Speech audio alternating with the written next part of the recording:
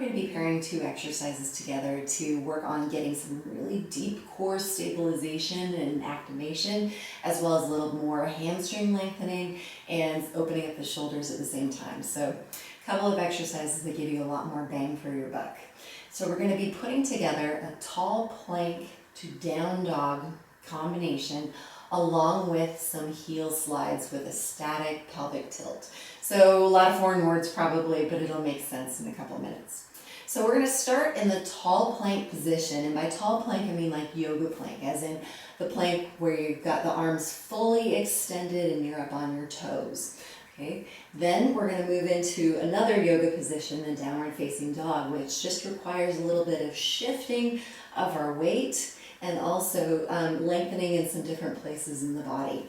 But the abs are going to be on the entire time, and so are the glutes, which makes it a more bang for your buck kind of exercise. So we're going to start in that tall plank position. And so you're going to first come to your hands and knees and make sure that your hands are directly under your shoulders, and maybe just outside of your shoulders for our purposes today. Then you're going to extend one leg at a time, really squeezing the front of your leg, your quadricep, and also your glutes on both sides. And you're going to let your shoulder blades kind of settle onto your back. So when we're in that nice tall plank position, our fingers are spread into the floor. We're kind of turning our elbows forward. We're letting our shoulder blades sit flat on our back. We're not arching our back like a tortoise. We're also not falling down into our like a scapular valley back there. So we start nice and tall. Hips, shoulders, and heels should be in a nice straight line, and abs are on along with legs and glutes. So from here, we're going to shift our weight backwards, hiking our hips up toward the ceiling, and we want to think about pressing our heels down into the floor or towards the floor as we're twisting the back of our pelvis up to the sky and allowing our shoulders to drop through the chest, or chest drop through the shoulders, a little bit more.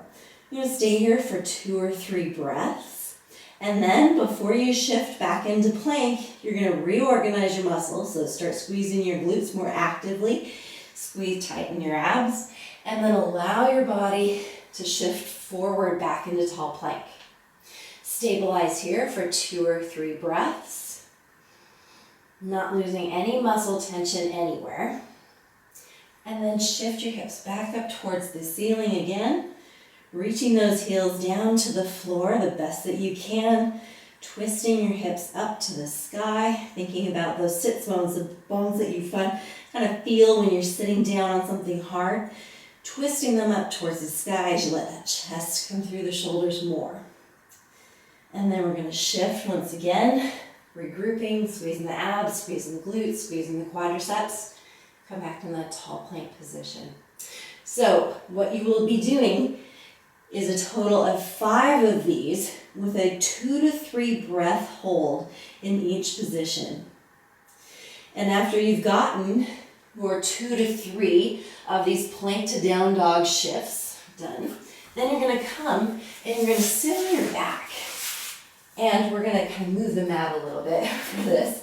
We're going to be doing those heel slides with a static pelvic tilt.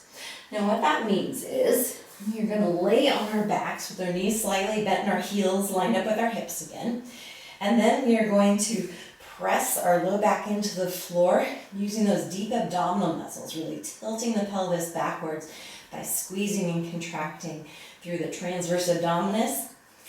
And then we're going to put our arms out to the side for a little bit of stability and balance, and make sure our head and neck are as relaxed as possible.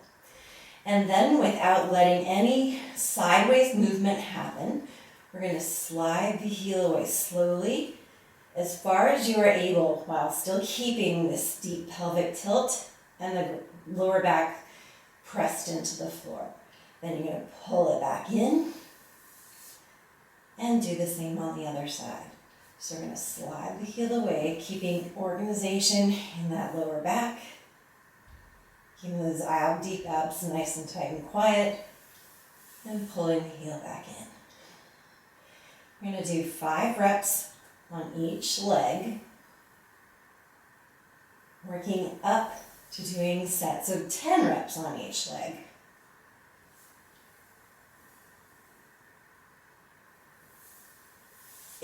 find that when you're sliding your heels away, your pelvis is starting to rock kind of involuntarily, then that tells you that that's your controlled range of motion. Meaning, if I go to here and I can't stop my low back from coming off the floor, then that's my range of motion. I should not try and extend my leg any further.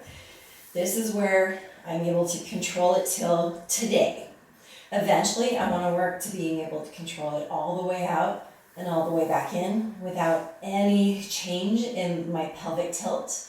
But if this is where you're at, respect where you're at today and just keep working on your strength consistently, and eventually you'll be able to control it through a longer range of motion. So you're going to do that on both sides. Like I said, 5 to 10 reps. You're working up to 10 with an extended leg before we advance it anymore.